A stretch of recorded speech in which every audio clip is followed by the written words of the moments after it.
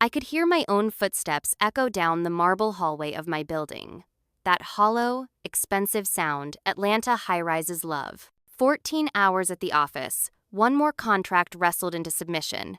And still the part of me that used to wait by windows as a kid, waited. 34 should feel like armor. Instead, it felt like a paper crown from a birthday that no one bothered to show up for. I set the grocery bag on my quartz counter and took out the small white cake I'd bought on my lunch break, vanilla buttercream, a single gold candle. "Happy birthday, Harper," the cashier had said, like the universe had delegated the bare minimum to a stranger. I poured myself a glass of Pinot and told the city goodnight through the floor to ceiling glass. Below me, Peachtree kept moving like birthdays were for other people. Work is the easiest place to hide. I opened my laptop, intending to review a title report for a Buckhead closing, and my fingers betrayed me, drifting to Facebook, then LinkedIn. The first thing that hit me was confetti, digital, obnoxious, celebratory. There was Ethan, my younger brother, holding a bourbon in one hand and a microphone in the other, backlit by a banner. "Congratulations to Atlanta's hottest VC." My parents were flanking him. Perfect smiles, perfect posture. Deborah in her pearls. Martin with that practiced, benevolent gaze. The caption from my father read, "Proud to raise a legacy maker." My name didn't appear anywhere. I scrolled fast, then slower. 100 comments. Donors, neighbors, lawyers I'd beaten in court, all chiming in with praise. A video autoplayed, mom toasting our family's bright future, her hand on Ethan's shoulder. When the camera panned the room, I recognized their country club, the one that still sends me event invites out of habit. I checked the timestamp. They'd started an hour after I wrapped my last client call. My phone lock screen remained stubborn. 0 messages. 0 missed calls. 0. The cake's candle winked up at me like an accusation. I could hear my therapist's voice. "What would it look like to celebrate yourself?" And I hated that I almost laughed. I poured another half glass and told myself that adults don't need candles. Adults don't keep score. But my body kept a ledger my brain couldn't burn. The restaurant table at 12, empty chairs where my family was supposed to be. The hurried, "We'll make it up to you" at 17, when Ethan's Yale tour trumped my birthday weekend. The time Dad used my bonus to justify asking me to invest in family optics, like I was a line item under public relations. I set my glass down and made a choice. No more waiting rooms in my own life. I picked up the matchbook the building keeps at the concierge desk for ambiance, and lit the candle. I sang one verse to myself, off-key and tender, then blew it out. The smoke curled like a ribbon, sweet and final. That's when my phone lit up, "Mom," and I answered, bracing for the words no daughter should hear on her birthday. "Harper, sweetheart." My mother's voice crackled through the speaker like champagne bubbly, practiced, and just sharp enough to sting. "Oh, good, you're awake. Listen, we need your help with something for Ethan's company dinner next week. You know those event planners you used for that real estate conference? Maybe you could connect them with me?" I froze mid-sip. No happy birthday. Not even a half-hearted, "How was your day?" Just logistics. I swallowed slowly, feeling the bitterness of my wine replace the sweetness it once promised. "Sure," I said flatly. "I'll text you their number." "Perfect. You've always been so helpful," she chirped. "You know, everyone's talking about Ethan's new office downtown. It's just so impressive. He really has that lane charm." There it was, that phrase. Lane charm. The family's brand, curated for generations like a prized vintage. My father, Martin, built it in courtrooms and country clubs, and my mother polished it with charity galas and manicured smiles. My brother wore it like armor. And me? I was the fine print they never read aloud. When the call ended, I stood in my spotless apartment and stared at my reflection in the window. Downtown Atlanta glittered below, shiny, loud, full of stories. I'd fought tooth and nail to make partner at my firm, bought this condo myself, built something from merit, not family money. But the silence from my parents tonight was louder than the city itself. The next morning, as I drove through Buckhead traffic, I remembered the last family dinner. It had been Ethan's engagement announcement at what was supposed to be my promotion celebration. My father had raised his glass mid-toast and turned my victory into Ethan's victory lap. Harper's success reminds us all how strong family foundations create achievers, he'd said, eyes already on Ethan. The room laughed.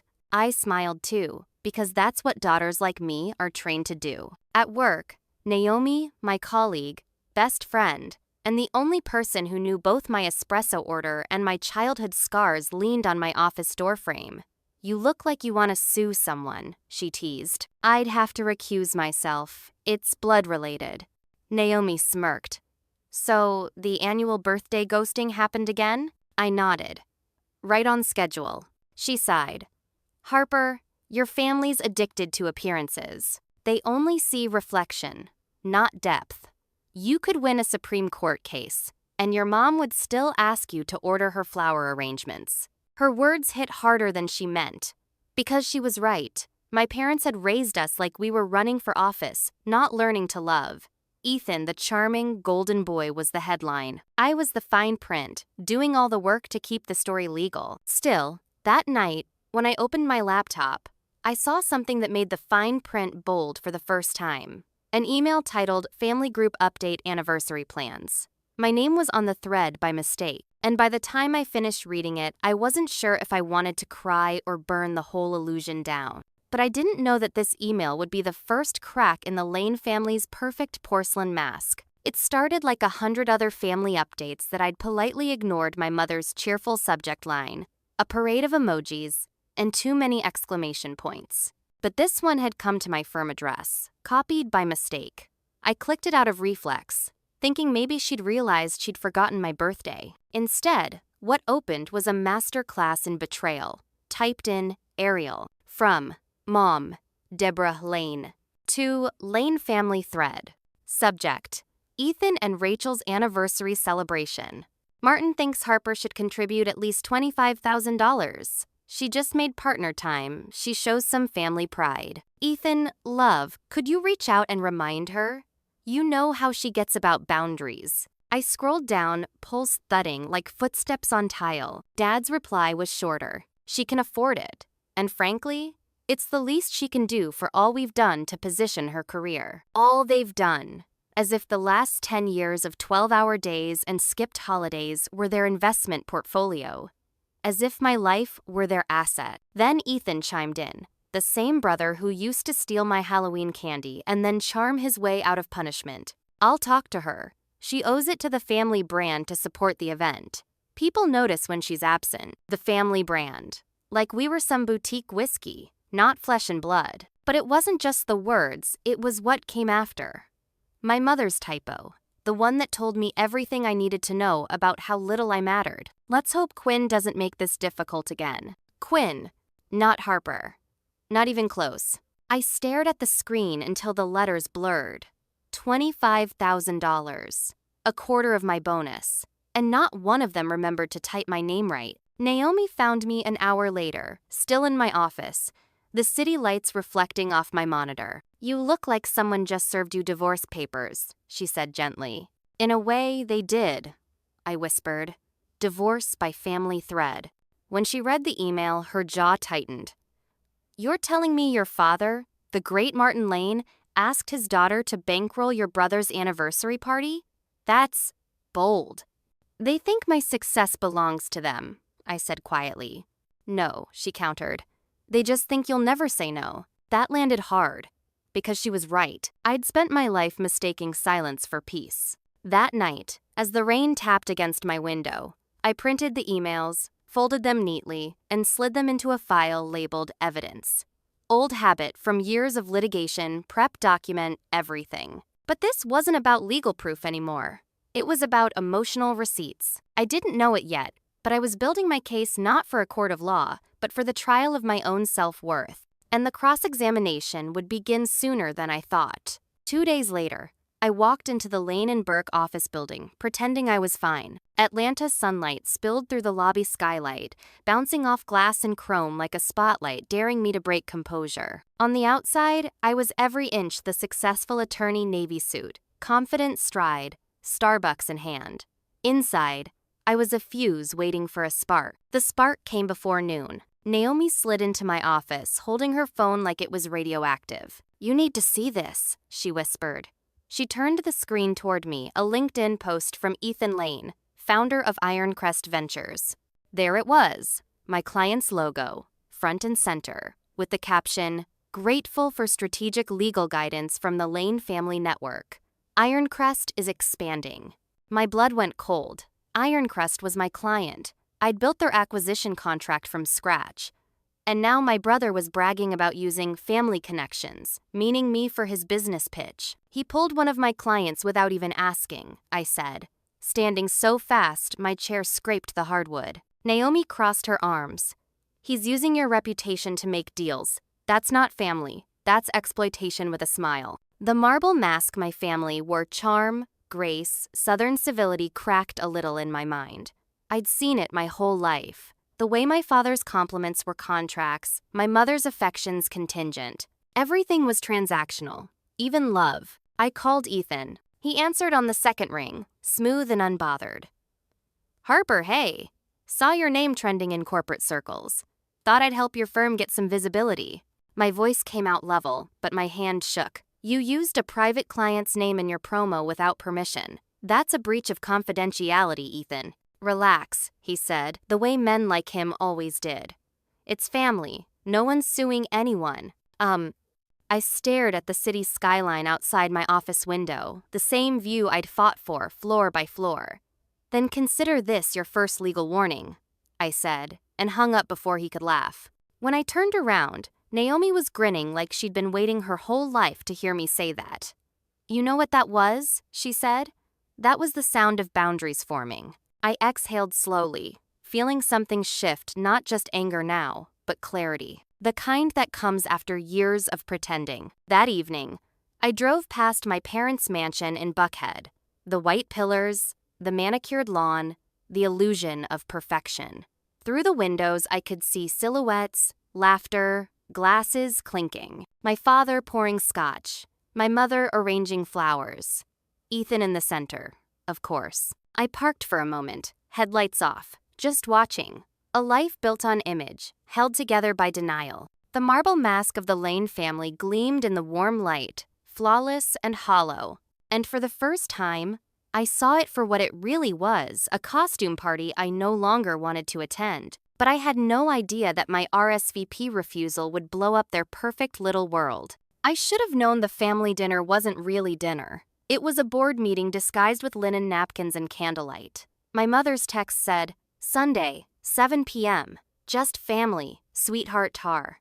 The heart emoji felt like an afterthought, as if affection could be attached like a decorative sticker. The house glowed when I pulled up that colonial masterpiece they bragged about in every magazine feature. From the driveway, I could see my father through the bay window, pacing with his scotch glass like a CEO, rehearsing a quarterly report. My mother floated behind him, draping pearls and checking the table setting as if Martha Stewart might drop by. "Harper, you look tired," she said when I stepped inside, her hug light and quick, like she didn't want my makeup on her silk blouse. "Long week," I said, shrugging off my coat. Ethan appeared from the living room, crisp in a white shirt, no tie, just enough casual to look effortless. "Sis, finally," he said, kissing my cheek. "Dad wants to talk numbers before dessert." Numbers. I hadn't even sat down. Dinner passed like a stage play. My father recounted Ethan's latest business deal, a strategic acquisition, he called it, though the only strategy was using my firm's contacts. My mother chimed in with reminders of upcoming galas, donors, people who really value our image as a family of success. By dessert, the script shifted. "Harper," my father said, cutting his pecan pie with surgical precision. "Your mother and I think $25,000 is fair for Ethan and Rachel's anniversary celebration. After all, you've had a wonderful year. It's time to give back." I put my fork down. "Give back?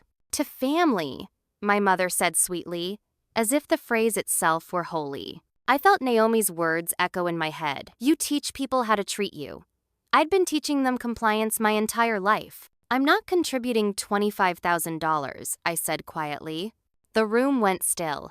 Even the grandfather clock seemed to hesitate. My father's brows knitted together. Excuse me? I said no. My voice didn't waver this time. That's a quarter of my bonus. I worked for that money. Ethan leaned back, smirking like this was all a misunderstanding I'd correct once I remembered my place. Come on, Harper, it's not that deep. We're talking about family. Optics matter. Everyone will notice if you don't help. I met his gaze. Then let them notice. My father's chair scraped across the hardwood as he stood. You've changed, he said, low and sharp. Success has made you selfish. No, I said, standing too. It's made me see things clearly. My mother dabbed at her eyes with a linen napkin. After everything we've done for you, I laughed, a short, bitter sound. What have you done for me, Mom?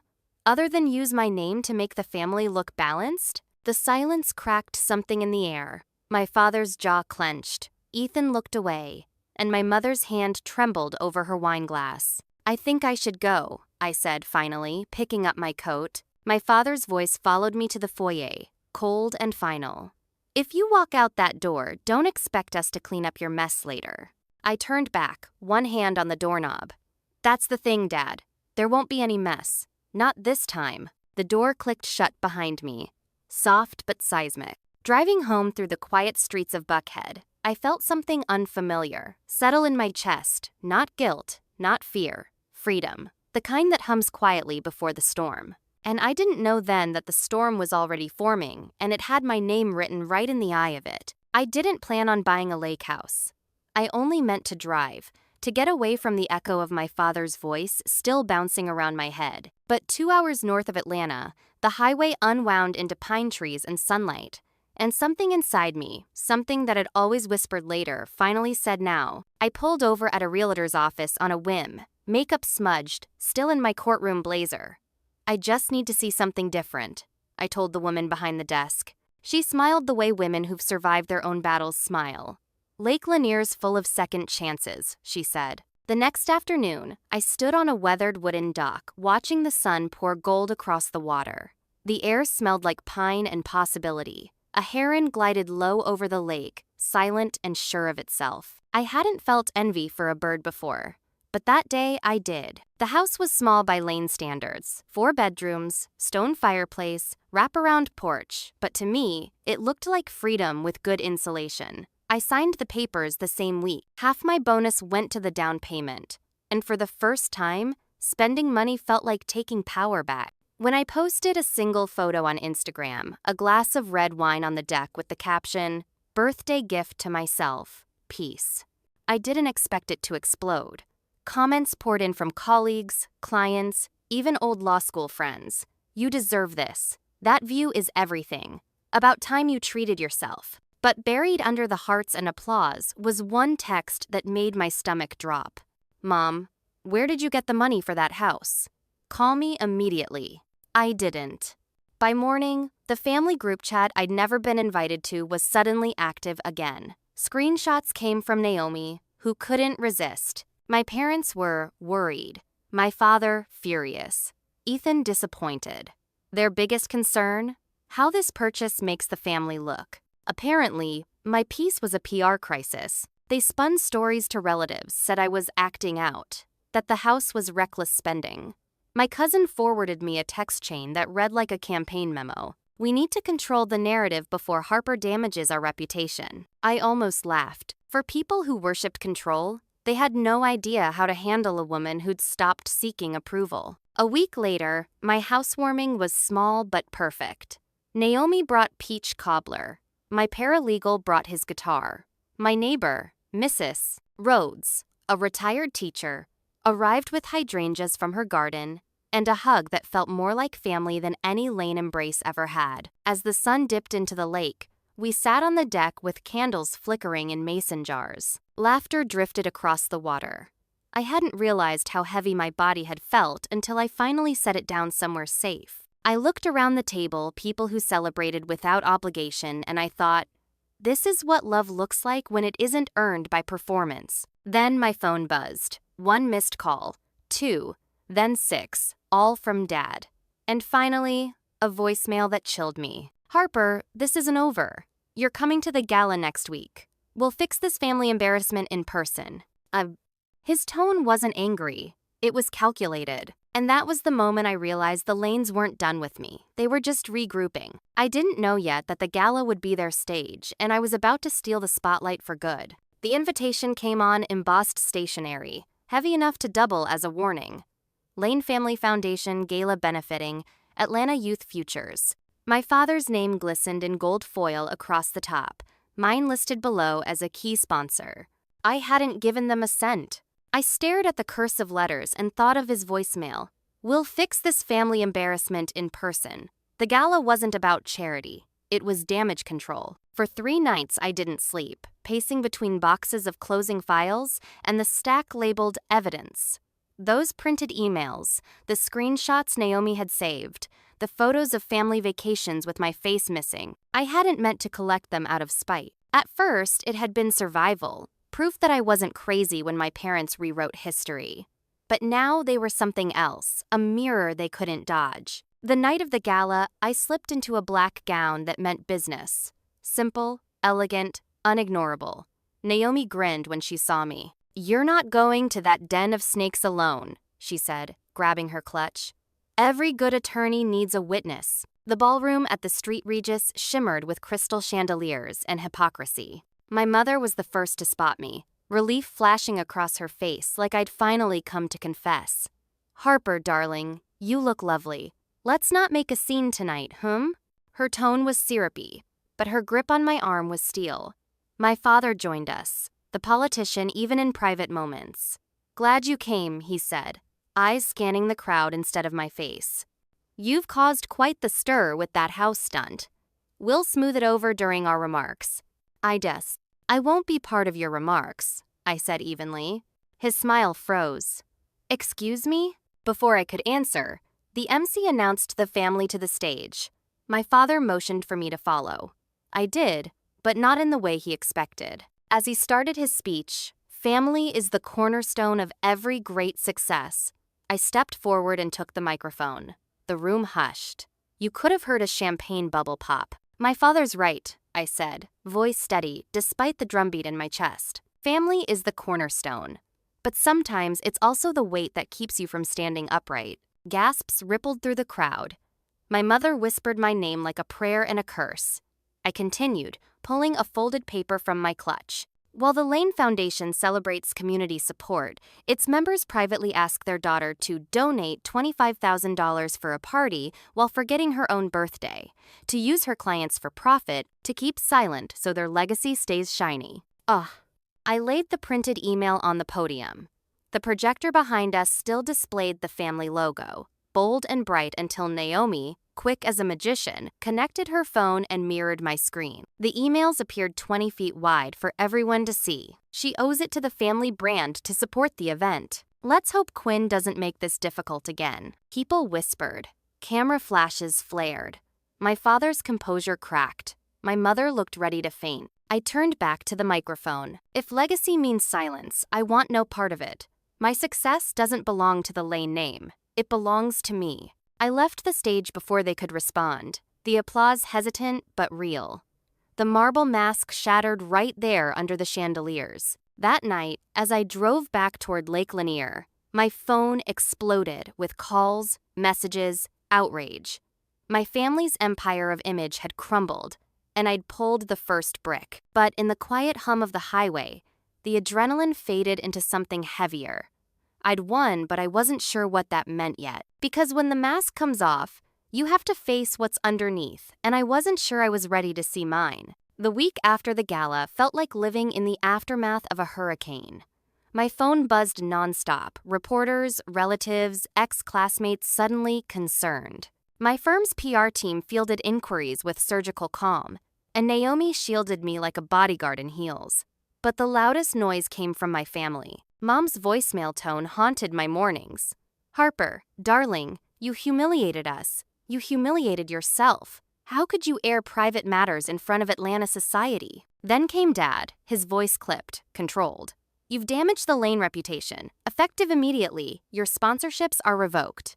And Ethan, quieter, confused. "You didn't have to do it like that." But I did. Because polite requests had never worked in our family, only consequences. By the end of the week, I blocked their numbers. The silence that followed was startlingly peaceful, like turning off static you didn't realize had been there your whole life. I started spending weekdays at the lake house, joining video meetings from the sunroom. The calm water outside became a metronome for breathing again. Mrs. Rhodes from next door brought over blueberry muffins one morning. "Whole town's talking about you," she said, settling onto my porch swing like she'd always belonged there. Half call it scandal, half call it bravery. Either way, I'd call it freedom. I smiled, small and real. "Feels like both," I admitted. Months passed. My parents didn't reach out again, at least not directly. Word traveled through cousins. My father had resigned from 2 boards to focus on family matters. Mom stopped posting her charity photos.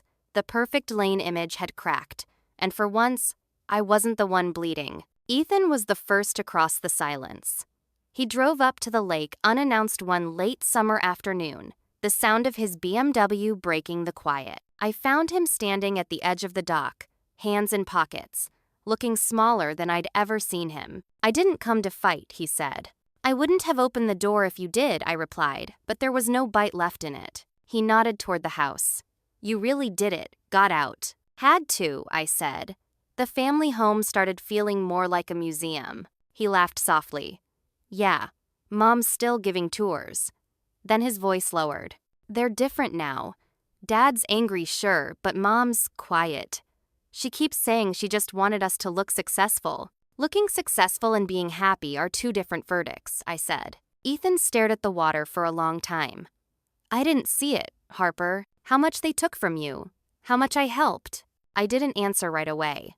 Forgiveness isn't a moment, it's a negotiation you have with your own wounds. He handed me a small box. "Found this in Dad's study. Thought you'd want it." Inside was a photograph me at 7, grinning from the swing in our old backyard. I couldn't remember the picture being taken. "Proof you existed," Ethan said. My throat tightened. "Thanks." He smiled faintly. "You're stronger than the rest of us, you know." I frowned. After he left, the dock felt sacred again. I sat there until dusk painted the water in gold, the kind of light you can only earn after fire. That night, I lit 1 candle on the porch. No cake this time, just reflection. The silence wasn't empty anymore, it was mine. But the story wasn't over yet, because sometimes karma doesn't end with a collapse, it begins when you finally learn what to build from the ruins. A year later, the lake shimmered in the morning light, a soft wind moving through the pines like it was humming a song only I could hear. I carried a tray out onto the deck, coffee, fruit, a small carrot cake with 1 candle. 35 today. For once, I didn't need anyone else to say the words. The house had become more than a refuge, it was a reclamation. Every corner told a story I chose. The photo of me on that backyard swing hung framed above my reading chair. My firm had opened a small satellite office in Gainesville, close enough for convenience, far enough for peace. Naomi visited every few weekends, claiming the guest room as her spiritual retreat. Mrs. Rhodes had become my unofficial family, her pies showing up like clockwork every Sunday. When I scrolled through my phone, the notifications were different this year.